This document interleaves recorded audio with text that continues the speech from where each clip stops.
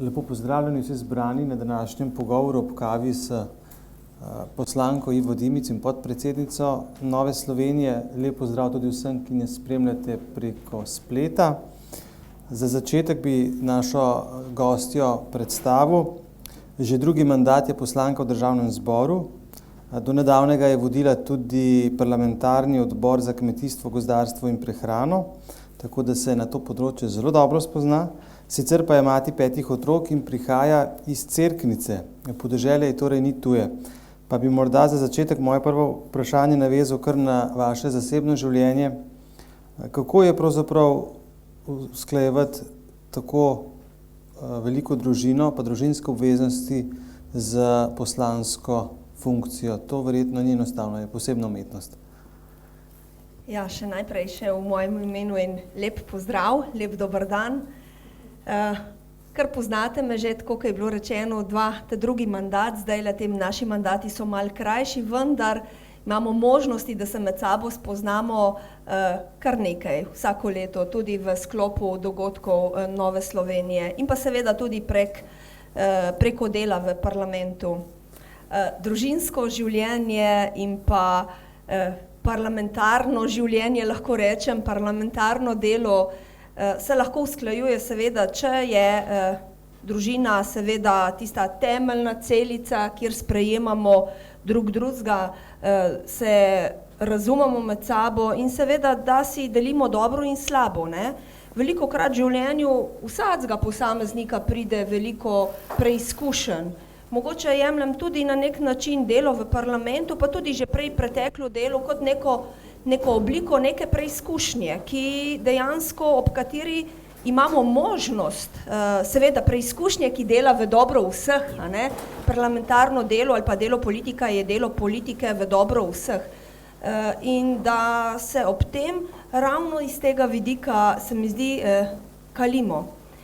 Jaz rečem kalimo, ker ne nazadnje morajo otroci tudi poskrbeti, starejši za mlajše, mož mora poskrbeti mogoče nekoliko več, zato včasih ne razumem razprave v Državnem zboru, ki jo želijo, bom rekla, neki socialni demokrati vnesti, da je potrebno bolj razdeliti delo med žensko in med moškim. Jaz sem prepričana, da je tukaj potrebno pustiti svobodo vsakemu posamezniku, vsaki družini, obema zakoncema, da si ona dva sama urejata vsakodnevno svoje dolžnosti in da se usklajujeta. To je čar življenja, to je čar zakonskega življenja in na ta način tudi preko tega mislim, da naša družina tudi funkcionira, deluje, živi.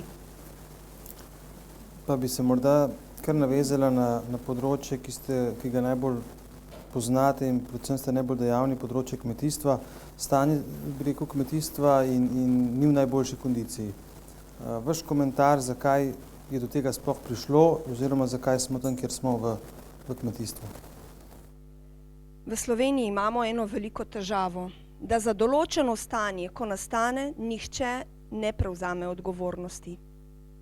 Če bi v državi prevzemali za svoje dejanja vsi odgovornosti, potem se ne bi ponavljale zgodbe, da po tolikih letih pridejo določeni ponovno na stolčke. Mislim, da 2 leti nazaj sem povedala, kako je ta naša država funkcionira, da so kot neko drevo, na kateri sedijo ptiči in ko poči, tisti ptiči odletijo in ko se potem umiri, pridejo tisti ptiči vsi nazaj, ampak vsak na svojo vejo. Jaz mislim, da to tudi danes, ko pogledamo stanje v državi, je isto. Seveda stanje v kmetijstvu, mogoče sem se v zadnjem času temu nekoliko bolj posvetila, tudi zaradi predsedovanja temu odboru v Državnem zboru, pa je zaskrbljujoče. Samooskrba nam zdaj, lahko rečem, že kar 10 let kar pada.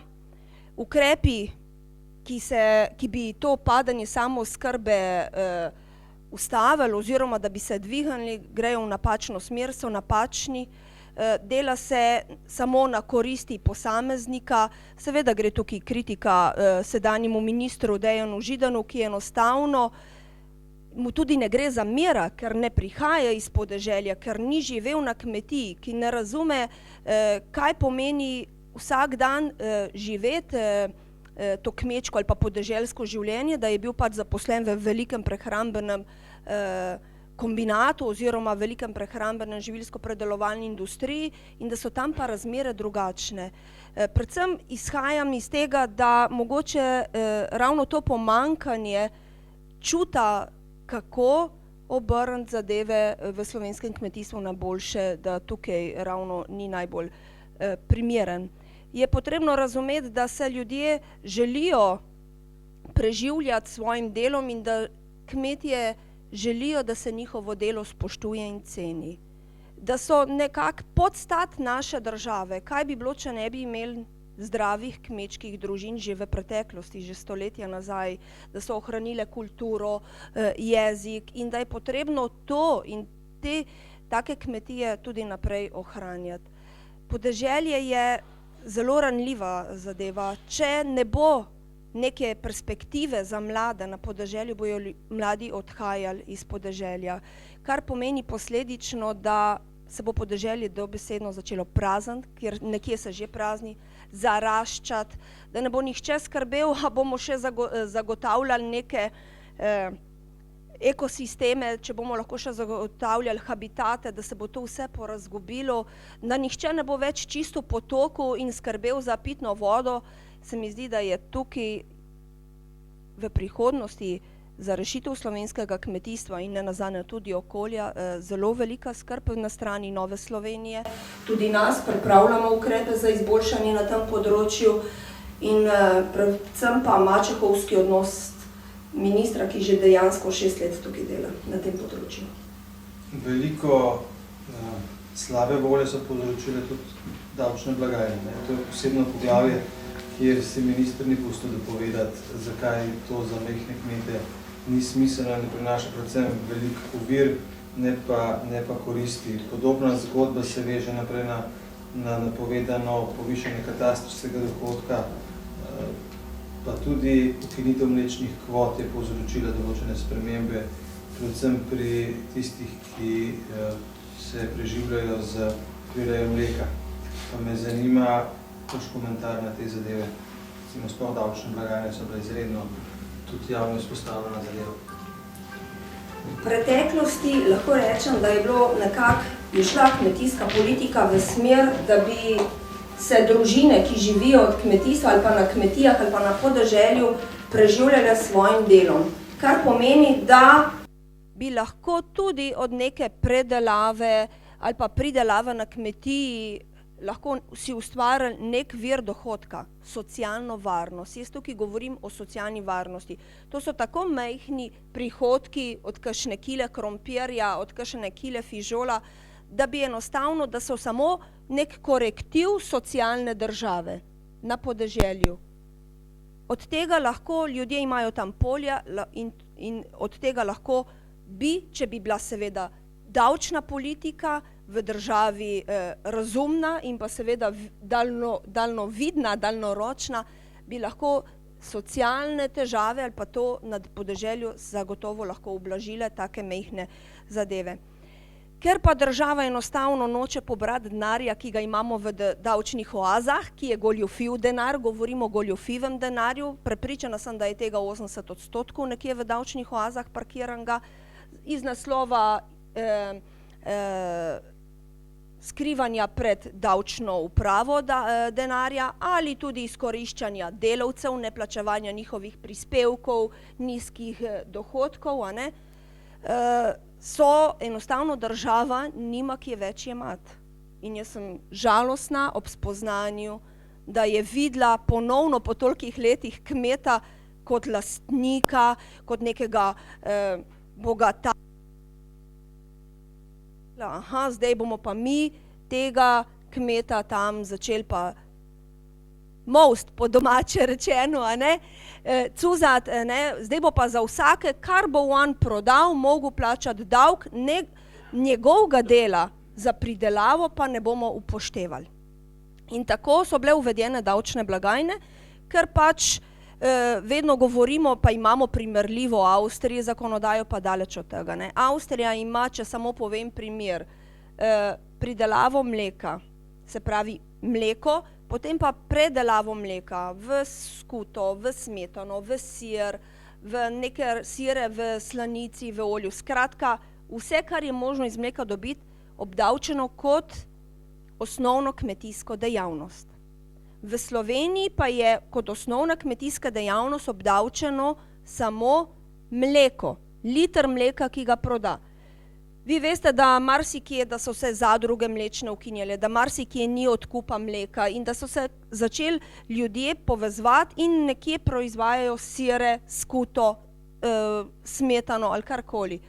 Ampak naša država oziroma naša zakonodaja pa je predpisala, da če bojo pa prodali skuto iz tistega mleka, ki ga niso uspeli prodati, bojo mogli pod te skute plačati davek. Se pravi, plača dvakrat davek.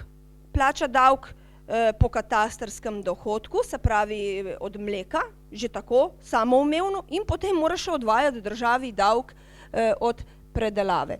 V Novi Sloveniji smo temu nasprotovali, sklicali izredno sejo na to temo. Prišlo je veliko število kmetov, ki so povedali, kakšne nesmisle imajo. Tudi to, da recimo na tržnici lahko proda krompir kot osnovno kmetijsko dejavnost, za katere ni potrebno izstavljati računa, oziroma davčne blagajne imeti, in da če proda kislo zelje, mora imeti davčno blagajno. V bistvu vsa politika gre, pa bom rekla, verjetno starejši pomnijo, kakšen mačehovski odnos je bilo že v preteklosti do kmeta, da se enostavno ubija voljo, da bi ljudje živeli od dela svojih rok in da bi lahko tudi na ta način imeli neko socialno varnost. Jaz mislim, da tukaj treba govoriti predvsem o socialni varnosti, ki te ljudje bi si jo lahko sami zagotavljali, če bi bila politika temu naklonjena. Naš predlog Nove Slovenije je pavšalna obdavčitev, v tem smislu, če lahko pojasnite, zakaj pravzaprav gre, na kakšen način potem sistem funkcioniral, če bi uvedli pavšalno obdavčitev. Seveda smo se, v Novi Sloveniji smo tudi s tem sklicem seje želeli, da bi bila to neka pavšalna obdavčitev, da bi se priznalo kmetom, tako kot že poteka. Pavšalna obdavčitev pomeni obdavčitev tudi po katastrskem dohodku, če lahko tako rečem, da bi se reklo, ne vem, vi imate veliko kmetijo, 15 hektarov, se pogleda, se kategorizira, njive, gozd in tako naprej.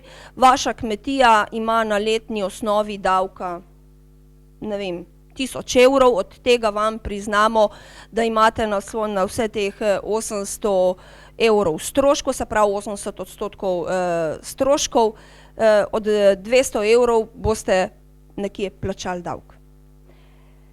Temu pa ni tako, ker ne moramo govoriti o neki primerjavi z avstrijsko zakonodajo, kjer je tam pa drugačna pavšalna obdavčitev, imajo tudi drugačne vrednotene kmetije, ampak hočem pa samo poudariti, da imajo Avstrijci v osnovno kmetijsko dejavnost, po kateri so obdavčeni kot osnovna kmetijska dejavnost, izreden velik nabor kmetijskih izdelkov in pridelkov.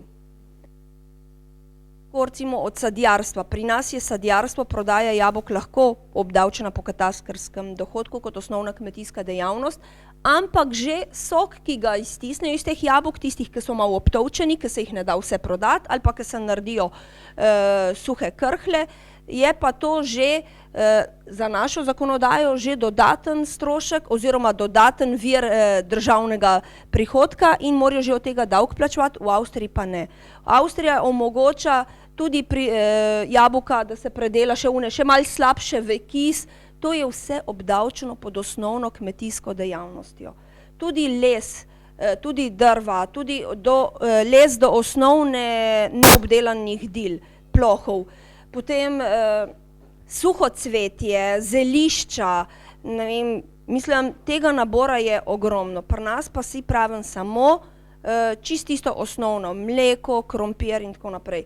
Mi smo želeli, da bi se postavili vsaj in izpostavili, da bi se izpostavila ali pa opravičila iz tega vsaj prva predelava, kar pomeni vsaj kis ali pa suho sadje, recimo iz slabših kvalitet jabolk, ali pa skuta ali pa kislo zelje, kot ste prej rekel, gospod, se mi zdi, da bi saj tonel. In na nek način sem tiho upala, da bojo vendarle videli, da je to smiselno.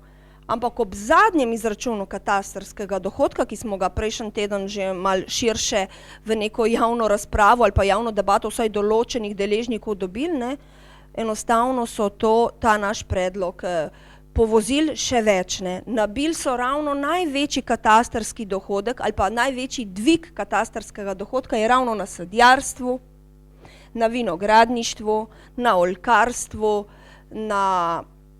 in seveda tudi na gozdarstvu. Moramo vedeti, da tukaj imamo 460 lastnikov gozdov, gozdnih površin. Situacija v Sloveniji z gozdom je resna, na to smo tudi opozarjali pri sklicu seje na temo podlubnikov in seveda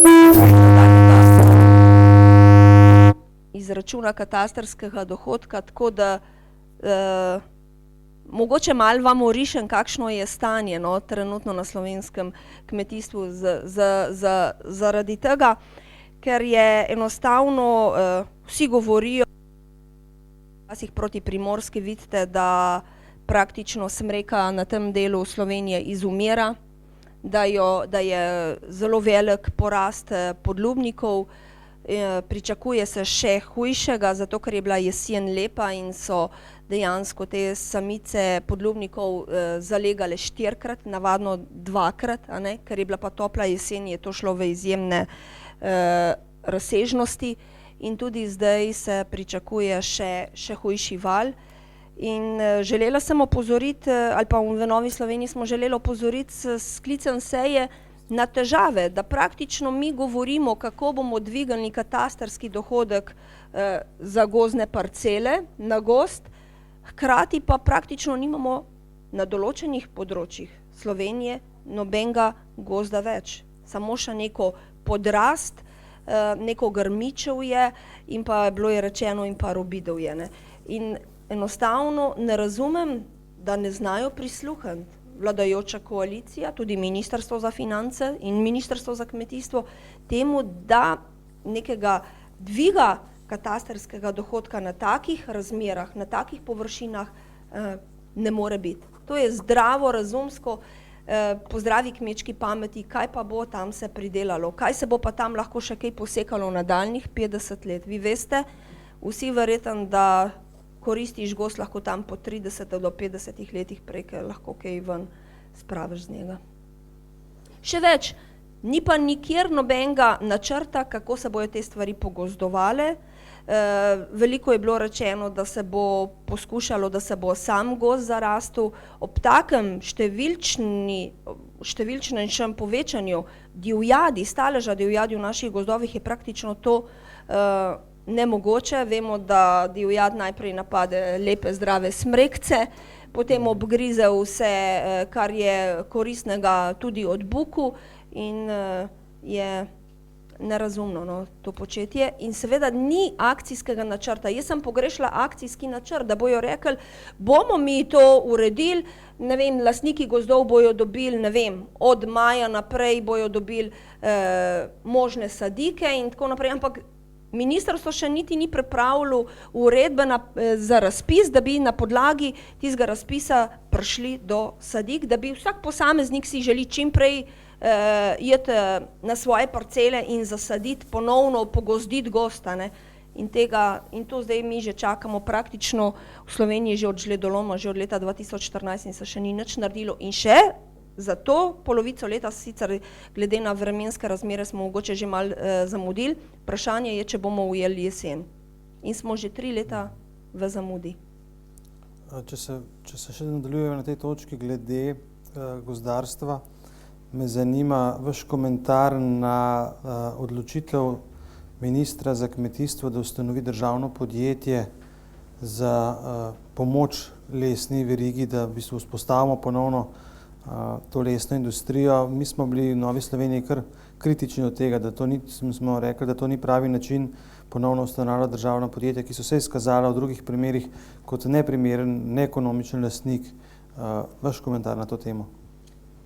Država, če bi želela od državnih gozdov več pobrati, ima v rokah škarje in platno. predpisala bi nove višje koncesije, predpisala bi in bi, če bi izračunala, koliko želi dobiti, od tega lahko dobila. Ampak država je šla v drugo smer, na roko je šel ne nazadnje ministrstvo, ne država, ministrstvo, na roko jim je šel tudi žledolom. Seveda, takrat so rekli, zdaj pa nimajo kam ljudje prodajati lesa, bomo pa zdaj mi to odkupovali. Zdaj bo država odkupovala les, pa država z našim denarjem ustanavljala državna podjetja, ki smo jih že praktično imeli. Jaz sem prepričana, da vsak izmed vas ve vsaj za eno lesno podjetje, ki je bil v roki države, ki je šel na kant, ki so ga enostavno, ali so ga izropali, ali so ga dejansko pustili, da je životaril, delavci ponovno niso dobili plač, se pravi, država je slab lastnik svojega kapitala, ne nazadnje. Mi v Novi Sloveniji smo opozarjali, da država za zagon lesno-predelovalne industrije, kjer je noter v državnih gozdovih les, ki je kapital, potrebuje še dodaten proračunski denar v višini 20 milijonov. Jaz sem močno dvomen, da bo 20 milijonov dovolj, da bo tako podjetje zagnala, se mi zdi skrajno neodgovorno ravnanje in kraja nas državljanov. Kaj bi mi naredili z 20 milijoni, če bi jih nekam drugam vložili? Kakšna bi bila naša lesno-predelovalna industrija, če bi Ministrstvo za gospodarstvo omogočilo tistim podjetnikom, ki so se na tem težkem, v teh težkih situacijah obdržali z lesno-predelovalno industrijo, omogočili njihov razvoj. Mi smo s poslansko skupino Nove Slovenije obiskali kar nekaj takih podjetij in vsi so rekli, država nam ni nič pomagala, z nobenimi olajšavami, les smo še dražje plačali z državnih gozdov, kakor sicer od privat. In zdaj, ko smo upali, da mogoče nas bojo prisluhnili, pa bojo videli, da znamo prodajati, da imamo trg, da 98% svoje proizvodne tudi izvozimo v tujino, pa bojo rekli, ne, bodite naš poslovni partner, mi v vas verjamemo, mi vam bomo pomagali na tem področju, država, s takimi ali drugačnimi ukrepi. Vse država ima, ali pa vlada ima v rokah možnosti za te ukrepe. Od tega ni bilo nič. Si je določena politična stranka vzela primat, in to vemo katera, SD, primat nad državnimi gozdovi in hkrati še državno poroštvo. Kdo bo zdaj kontroliral, kam bo šel ta denar?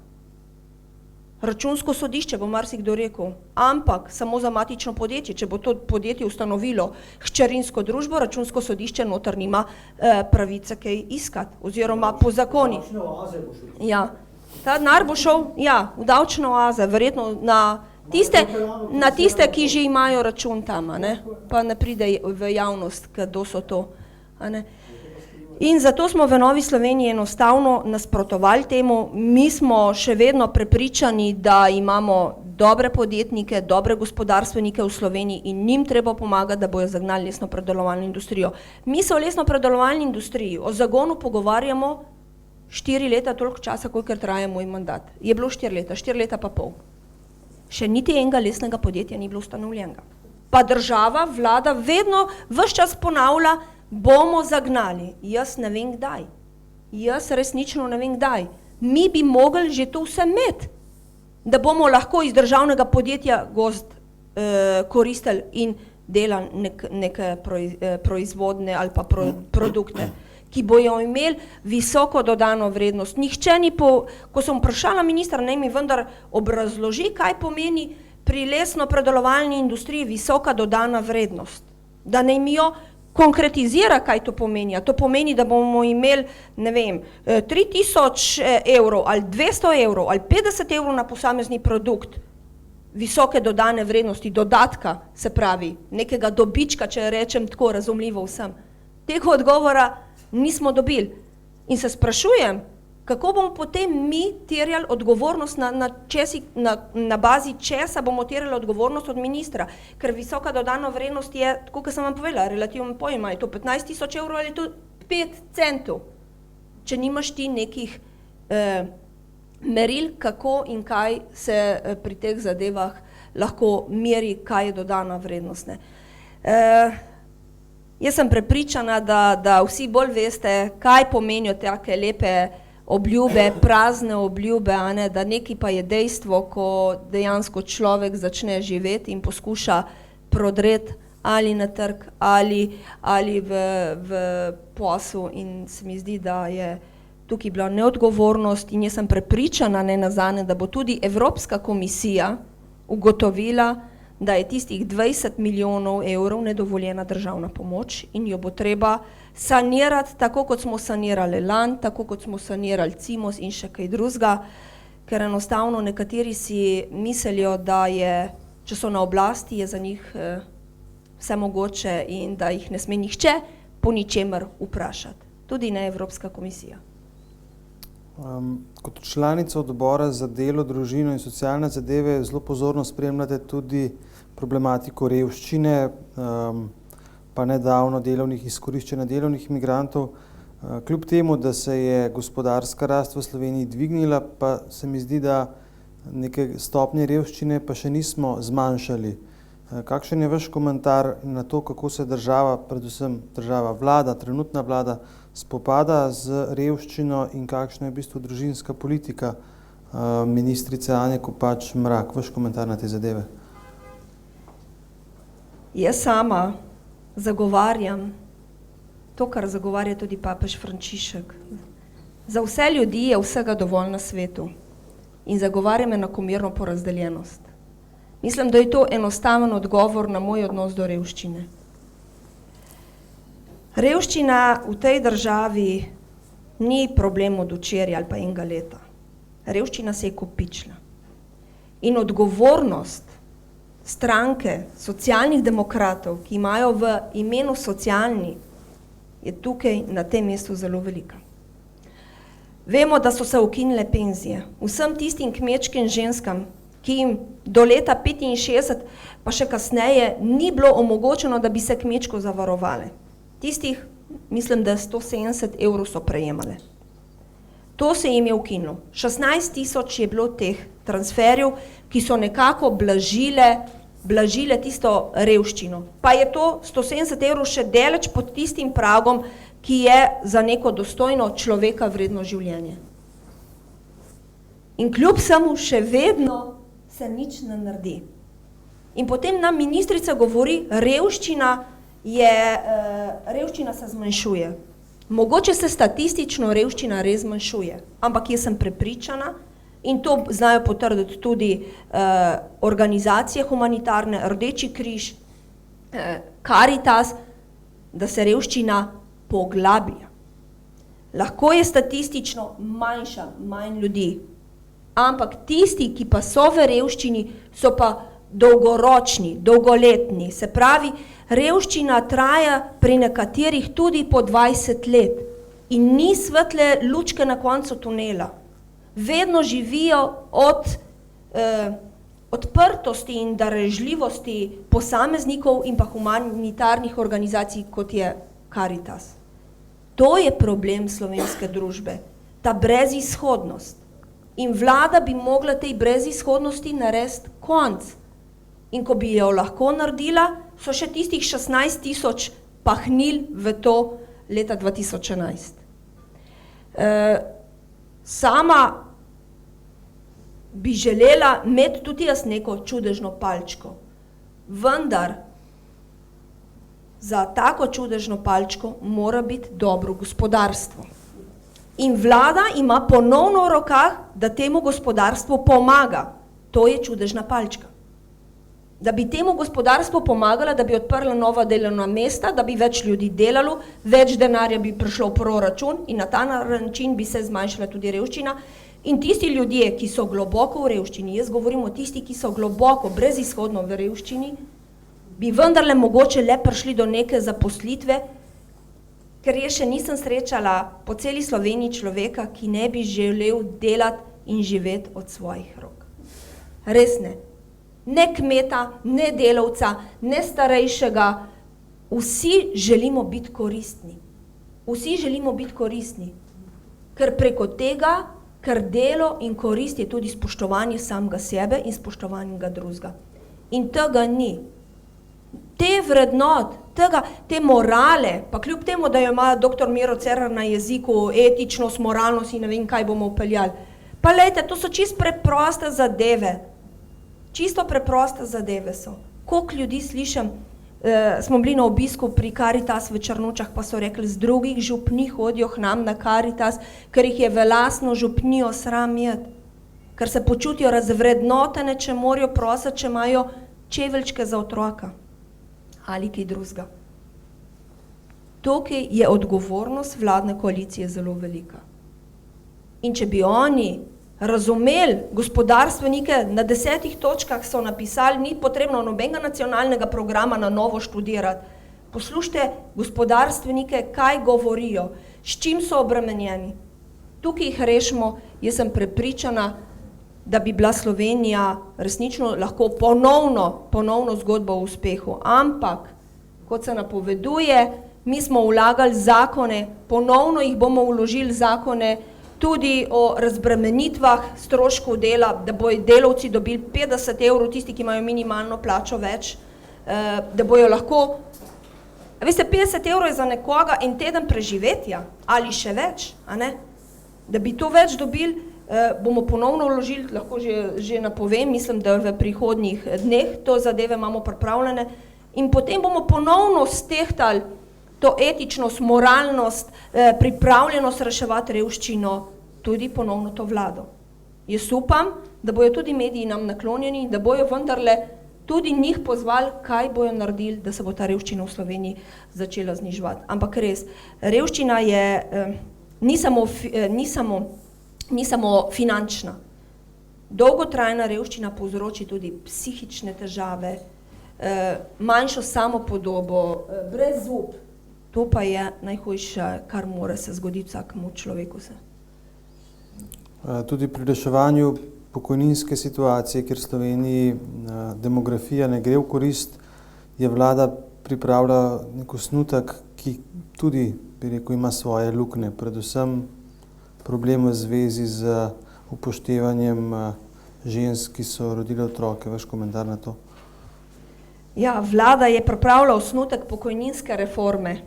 Najbolj zanimivo je to, da oni to prelagajo na leto 2019, 2020, a ne, se ve, da si ne želijo biti v tisti vladi, ki bo morala te spremembe peljati, a ne. Ker če ti veš, ne, da moraš ti nekaj narediti, pa da bo že leta 2020 ali pa 2019 boljš, potem moraš to nemudoma speljati, nemudoma sprejeti. Zakaj čakati pa odlagati, ne nazadnje, revščino ali pa upokojence puščati tam na nekem takem nizkem znesku, mislim, da govorimo okrog 200 000 upokojencev ima penzije pod 600 evrov. 200 000 upokojencev, to ni majhna številka. Ali jih ima celo, zdajle sem malo številkami, skratka, zelo nizke pokojnine so. In če ti veš, da bojo pokojnine še naprej padale in da imaš ti zdajle že pripravljen program, zakaj ga odlaša do 2020? Danes bi moral biti v državnem zboru in zagotoviti, da bojo ljudje imeli leta 2020 že večje penzije, a ne? Ne pa puščati ljudi, da tam nekje na robu družbe životarijo. A ne? Tako da v Novi Sloveniji vemo, da je potrebna pokojninska reforma, ker vemo, da smo jo že leta 2012, ko smo sprejemali, smo vedeli in se zavestno vedeli, da je ta pokojninska reforma, ki smo jo sprejeli leta 2012, vzdržna do leta 2020. Zato vedno ob vsakem priložnosti, ko imamo možnost govoriti o tem, opozarjamo ministrico dr. Anjo Kopač Mrak, da naj vendarle že pripravi pokojninsko reformo. No, zdaj so naredili osnutek, ki pa dejansko je, tako kot večina, diskriminatoren. Diskriminatoren do vseh mater, ki so v tej državi poskrbele, da bojo vsaj nekaj demografije se ohranilo. Kaj hočem povedati? Da so iz izračuna pokojnine umaknili otroke, na podlagi česa je bilo do zdaj mogoče, da se je ženska nekoliko prej upokojila. To smo že v naši vladi tako zminimalizirali, ta učinek, da pri 5 otrokih, če jih je ženska rodila, ima maksimalno 3 leta, lahko prej se upokoji, seveda starostno, ob delovni dobi 40 let. vseeno mora 40 let imeti, a ne? Edin starost se ji lahko za 3 leta zniža, če ima 2 otroka, pa mislim, da je 1 leto nekje ali 18 mesecev, skratka na ta način. In da so šli na tak način posežt v družinsko politiko, da je danes praktično, s tem sporočajo, da je danes praktično vseeno, a imamo otroke ali jih nimamo. Ker nič ne vidijo, da je število rojstev priložnost za vsako državo. Če bi država delala na politiki povečanje števila rojstev, veste, kaj to pomeni? To pomeni več hrane, več obutve, več storitve, ker moraš več otrok ostrišti, več vsega. Skratka, zagon kolesja gospodarstva. Ne? Če pa ni otrok, pa potem kdo bo kupoval čevlje, če jih ni? Kdo bo šel k frizerju? Frizerji bojo životarili, ker ne bo imel koga strišti. Skratka, in ravno to sporočilo, te pokojninske reforme gre v to smer, da ni potrebno. Da se ne priznava neka pozitivna diskriminacija za družine oziroma za matere ali pa za družine, ki imajo otroke. Ne. Enostavno je vse zrelativizirano, kar se mi zdi, da je napačna politika. To ni politika pozitivne demografije, ampak enostavno politika negativne demografije in si ne predstavljam, kaj se bo zgodilo, pa ne bom govorila, tako nerada govorimo o letu 2050, zato ker imamo že praktično leto 2020 pred sabo, ko se bo število upokojencev, če se ne motim, zvišalo, čez 3 leta, 4 leta zvišalo skoraj za 100-150 tisoč. In če ne bo podmladka, ki bo vse to lahko na nek način oskrboval, živel, omogočil svojim delom neko vzajemnost. Veste, jaz ne rada govorim o nekem, naš sistem temelji na neki vzajemnosti, mora tudi na solidarnosti. In se mi zdi, da če ne bo neke pozitivne politike do družin, do tega se v kratkem času, zato je čas, da pride Nova Slovenija v vlado, da vendarle, tako kot leta 2007, unese neko pozitivno politiko do družine. Poznamo, kako se je dvignilo rojstvo, ko je bil drugi otrok brezplačen v vrtcu. Na ta način ne vidim neke svetle prihodnosti, kako se bo politika tudi upokojevanja, politika nizkih penzij lahko presekala. Zelo dejavni ste bili tudi pri zadnjem referendumu, kjer je šlo za spremembo družinskega zakonika oziroma zakona o zakonski zvezi in družinskih razmerjih. Prav tako smo priča temu, ko so letele kritike na to, da zakon ne dopušča posvojitve otrok s strani starih staršev, ponovno prišle na plano zdaj ob tem zadnjem primeru teh 2 dečkov z Koroškega. V Novi Sloveniji imamo nek predlog, kako bi mogoče to stvar v zvezi z posvojitvami rešili, pa če ga na kratko predstavite oziroma komentirate celo situacijo v zvezi z družinskim zakonikom. Jaz večkrat rečem, da ta naša družinska politika na Ministrstvu za delo, družino, socialne zadeve, ki jo vodi seveda že zadnjih 6, 7, 8 let, razen z enoletno prekinitvijo socialni demokrati, enostavno gradi ne na družinski politiki, ampak čist na drugi politiki, ki dejansko ni tista, ki bi reševala težave. Ministrica vztraja na svojih stališčih. Nenazadnje, če bi se zakon oziroma družinski zakonik, ki je bil leta 2012 zavrnen na referendumu in je vseboval noter tudi del o rejništvih, o skrbništvu, izvzelo politiko istospolnih partnerskih zvez ali pa skupnosti, a ne, in da bi dali na mizo tiste rešitve, ki so bile dobre, bi bile zadeve v Sloveniji rešene. Ampak tukaj je neko trmoglavo vztrajanje na določenih načelih, tudi za voljo družinske politike, kar je napaka. Vsak mora stremeti, da rešuješ tisto, kar lahko. Tudi je potrebno reševati tudi ostale zadeve. To se mi v Novi Sloveniji zelo zavedamo in nobenemu ničemer nismo nasprotovali. Sam prvo se mi zdi, da je potrebno poskrbeti za tiste najšibkejše, ki so v tej naši družbi, in to so otroci. Zato smo mi glede razmer, družinskih razmer, govorim o nasilju v družini, ki je vedno hujše, vedno večje, številčnejše nasilje v družini, večkrat že vprašali, ne samo ministrico za delo, družino in socialne zadeve, ampak tudi ministrico za notranje zadeve, kdaj bojo pristopili k reševanju in zaščiti najšibkejših. To so pa seveda v največjem številu ženske in otroci. V takih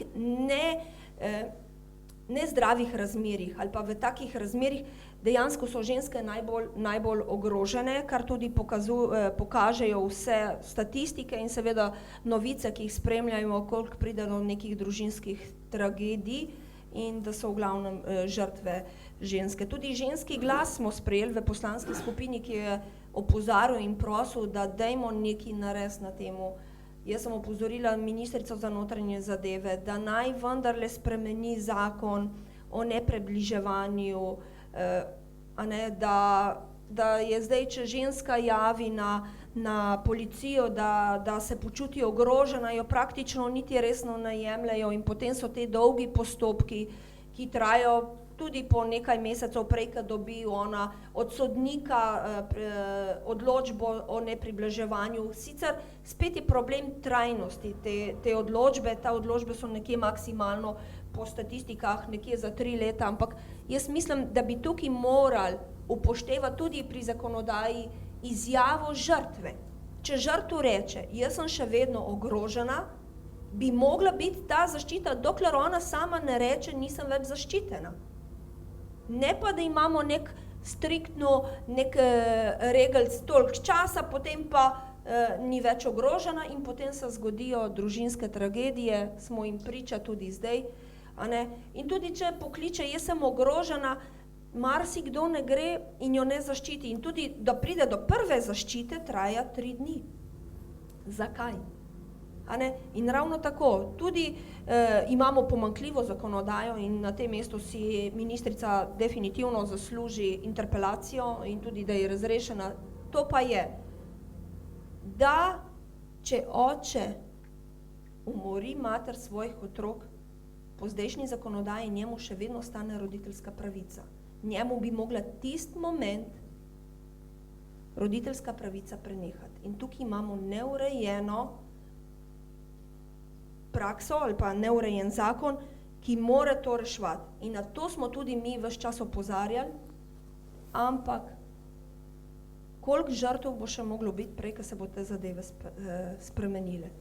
Družinska politika ni samo politika otroških dodatkov, štipendij. Družinska politika je cel skupek zadev. Tudi politika zaposlovanja mladih, tudi politika reševanja stanovanjskega problema. Skratka, jaz sem ministrico celo pozvala, da bi pozitivna diskriminacija, tako kot je narejena za mlade po končani šoli, pa za starejše nad 55 let, bila tudi za mlade mame. Mlade mame velikokrat rečejo, ko gremo na teren z Novo Slovenijo, s poslansko skupino, ali pa kakšna stara mama reče, joj, moja hči bi imela še enega otroka, ampak se boji, da jo bo delodajalec po drugem otroku odpustil. Če bi mi imeli neko pozitivno diskriminacijo do teh mladih žensk, mam, ki se odločajo za večje število rojstev, bi bilo tudi tukaj število rojstev večje. Govorim pa izključno o povečanju števila rojstev, ker to je edina rešitev za našo demografijo, za prihodnost Slovenije, za prihodnost penzije, za socialno varnost, za vse. Da mi sami poskrbimo za svojo ekosistenco, ali ko ni rečem, za svoj obstoj. Tako ali drugače, socialni, družbeni, a ne? Počasi bomo sicer dali priložnost tudi za kakšno vprašanje iz publike, predtem pa še eno vprašanje v zvezi z vašim delom na odboru za pravosodje. Tam ste večkrat kritični do situacije v slovenskem sodstvu, priča smo velikim sodnim zaostankom, čeprav te so se v zadnjih mesecih zmanjšali, kljub temu pa obstaja problem nadzora pa tudi nekatere sodniške odločitve močno razburajo slovensko javnost.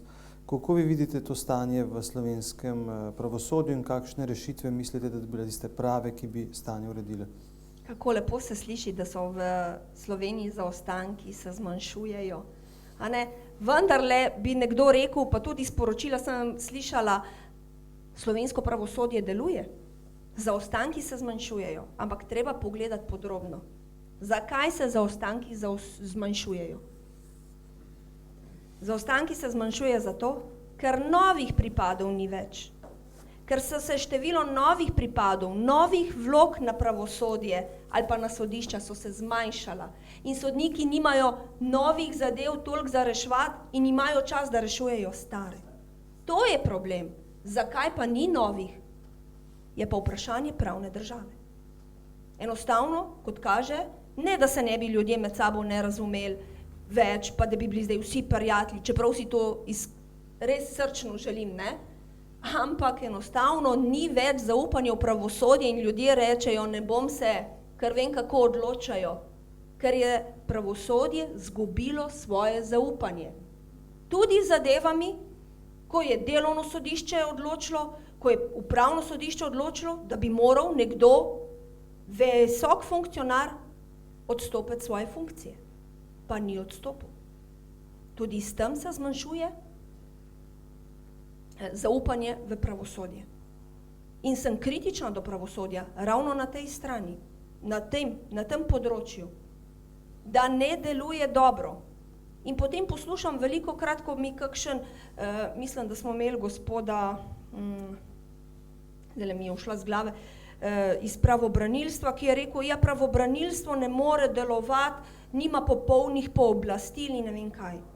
Ja, kdo pa bo prvi, če ne vi, ki ste pravobranilci, pa veste, da je zakonodaja neustrezna, sprožil postopek. Vi morate priti s predlogom, ali na ministrstvo, ali pa v državni zbor, kaj vas moti.